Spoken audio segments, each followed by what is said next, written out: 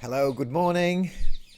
You know, Today we're going to talk about whether or not plants feel pain and whether it's a good excuse for continuing to eat meat. But one of the great things about going plant-based, about switching to a vegan lifestyle, a healthy vegan lifestyle, is that it really one of the best things about it is that it gives you an insight into the lengths that people will go to deny the truth. And so it was I'd been on this diet for maybe, I don't know, maybe a year or two, and I was in Sheffield and I was having a drink with friends, and one of my friends said to me, "Hey, Alan, what you're doing is ridiculous. At the end of the day, we all have to eat something, and didn't I know plants feel pain too? And didn't I have a conscience about the cruelty I was inflicting on plants?" Well, the first time I heard this, I laughed. I thought, this is just a joke. This is just something somebody says in the pub. He's not being serious. He's had a couple of pints. Forget it. But then somebody else said it to me as well. Somebody here, where I live in Tenerife, mentioned it to me, and then I heard it a third time. We were at an event, and somebody mentioned it to me at that point. So I thought, okay, I need to do some digging in to find out if this is really a genuine concern, or whether it's really something to take seriously, or whether it's just another one of those endless number of excuses that people will do to deny the truth. So, what does the science say about whether or not plants feel pain?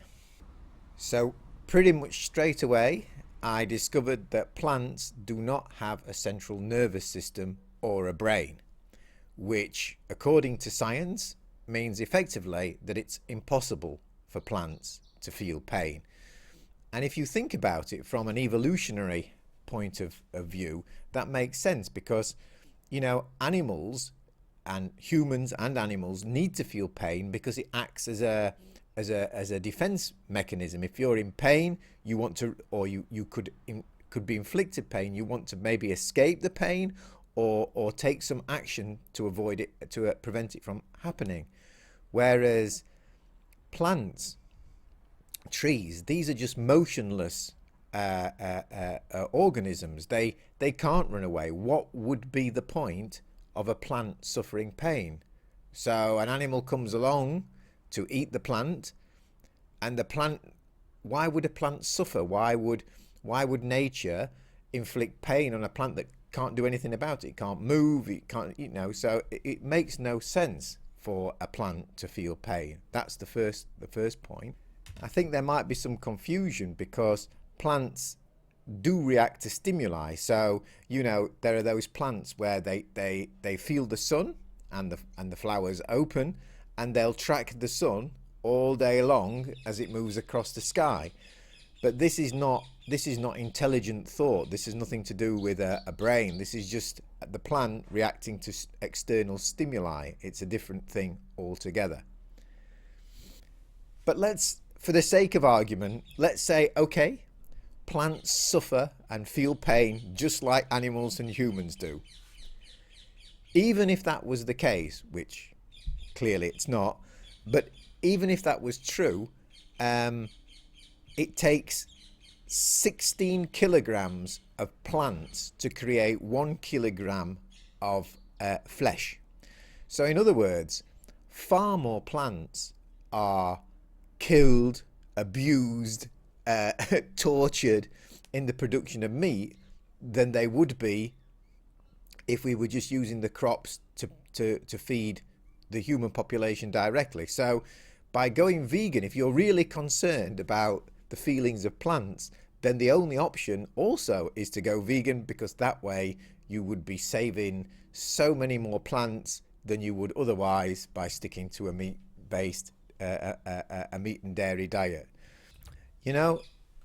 only this weekend I was speaking to an acquaintance of mine who'd recently gone plant-based. He'd recently switched his diet, and I asked him what had made him, why he'd taken that decision, and he told me that he'd seen a report on television 6 months ago about the Amazon rainforest, about the fires. They were 2 or 3 times more ferocious than they had been in previous years.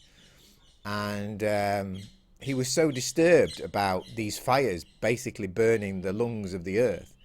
And they mentioned on the report that the reason that these fires were occurring was because farmers were clearing the forest to make room for agricultural land to grow crops to feed to animals. And this was the reason that he decided to switch his diet, and because he didn't want to be part of the suffering anymore. He didn't want to be part of the suffering that goes on, that we inflict on animals, but he also didn't want to be a part of the suffering that we inflict on nature. So, if you think about that, I mean, it's just absolutely crazy that we are clearing what is probably one of the most precious areas of the earth to make more space to grow more crops to feed to more animals, which we then can kill after letting them suffer first. It's horrific, and I could really understand why that had got to him, and I could understand why that had been for him the tipping point. So it's clear, even if you do believe that plants feel pain, which they don't, there's nothing better you can do to avoid the suffering than switching to a plant-based vegan diet, which is good for your health, good for the animals, and very, very, very good for the plants and the trees of the forests, and basically really good just for everything. So stop making excuses. Switching to a vegan diet helps reduce the suffering of plants as well. Thank you.